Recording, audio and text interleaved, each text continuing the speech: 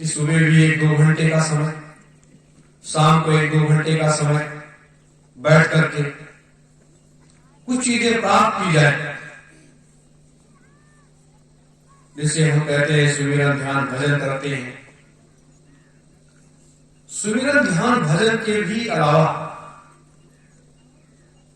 एक और चीज है, ज्ञान, उसके बाद भक्ति, उसके बाद वैराग्य, और वैराग्य के बाद जब शक्ति प्राप्त होती है तो वो शक्ति इस मृतलोक के काम के लिए आती है कि मृतलोक में जो अव्यवस्थाएं फैलती है उन अव्यवस्थाओं को समाप्त करने के लिए वो शक्ति प्राप्त होती है। तो आज जरूरत किन चीजों की है? ज्ञान की भी जरूरत है, भक्ति की भी जरूरत है और शक्ति की भी जरूरत है। वैराग्य किसे कहते हैं? वैराग्य की भी जरूरत है। वैराग्य इसलिए जरूरत है कि जिस तरीके से हम माया रूपी संसार में चिपके रहते हैं, उस माया रूपी संसार से इस तरीके से न चिपकिए कि जिससे आप सारे रास्ते भूल जाए। थोड़ा सा दूरी बना करके आप चलोगे, आपके अंदर वैराग्य वो बना रहे। दूसरी चीज, जैसे आज तक कामी पुरुष जो होते हैं वो देवियों से चिपके रहते हैं, तो वो भी वैराग्य में एक बाधक होता है। देवियां हमारी शक्ति की रूप होती है। हमारे संत सम्राट जी बराबर कहा करते थे इन शब्दों को कि द्वय दूर करो कोई और नहीं, तुम साह बनो कोई चोर नहीं। दूसरी चीज, देवियों को कहते थे कि अगर दूर से उनको देखोगे, उनको प्रणाम करोगे तो आपको आशीर्वाद मिल जाएगा। अगर नजदीक जाओगे तो जल जाओगे। इसका अर्थ क्या था जलने का? कि ये जो आत्मा है, इसमें दूसरा विचार भी का मुक्ता, वह विचार जो है वो व्यक्ति को कमजोर बना देता है, वो व्यक्ति को कमजोर बना देता है। और जब व्यक्ति कमजोर बन जाता है तो अपनी शक्ति को छीन कर बैठता है। इसलिए मर्यादा का पालन करते हुए हमें शक्ति को प्राप्त करना चाहिए। तो ये हमारे महात्माओं ने जब जहां जैसी आवश्यकता पड़ी उसका रास्ता दिखाया और बताया। और अध्यात्म तो अथाह समुद्र है।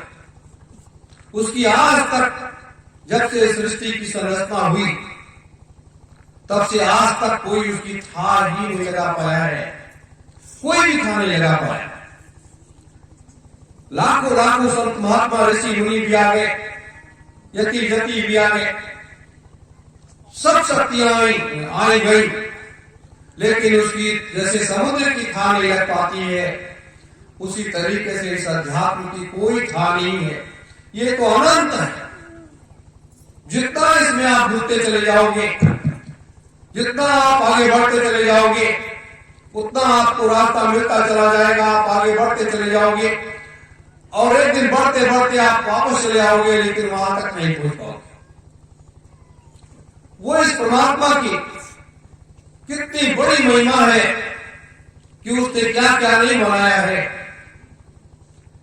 सबके लिए क्या क्या नहीं बनाया है, और उस परमात्मा को हम लोग भूल बैठते हैं। उस परमात्मा को हम लोग भूल बैठते हैं, और जब उस परमात्मा को आप भूल बैठोगे तो आप क्या करोगे? मेरे धर्म प्रेमी गुरु भाई बहन, ये जीवन बड़ा अमूल्य है। ये इतना अमूल्य है,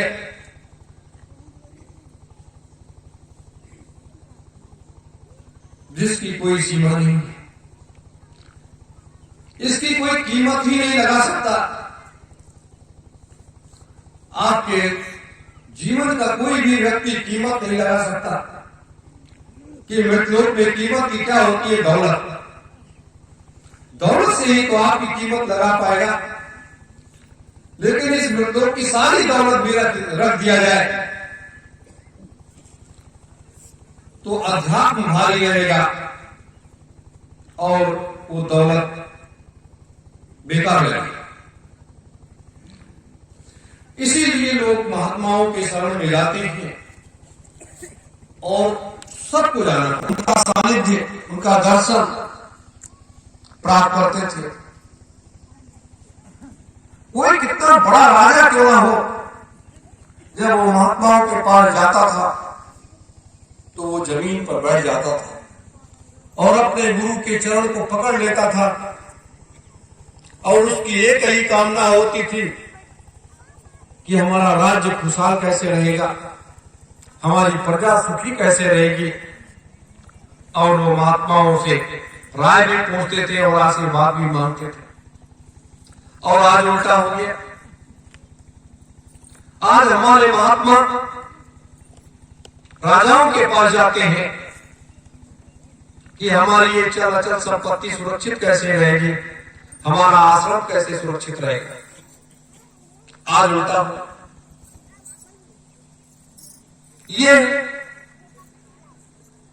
ये इस कलयुग का एक नया खेल है, एक नया प्रयोग है कि जो सन्यासी बन गया, जिस दिन व्यक्ति सन्यासी बन जाता है उसी दिन उसकी मृत्यु हो जाती है। उसी दिन उस व्यक्ति की मृत्यु हो जाती है। सन्यासी बनने के बाद, महात्मा बनने के बाद फिर कोई उसकी इच्छा तृष्णा नहीं रह जाती। लेकिन आज जो हो रहा है वो बड़ा अनर्थ हो रहा है। ये मैं इसलिए कह रहा हूं कि जीवे जीव वहां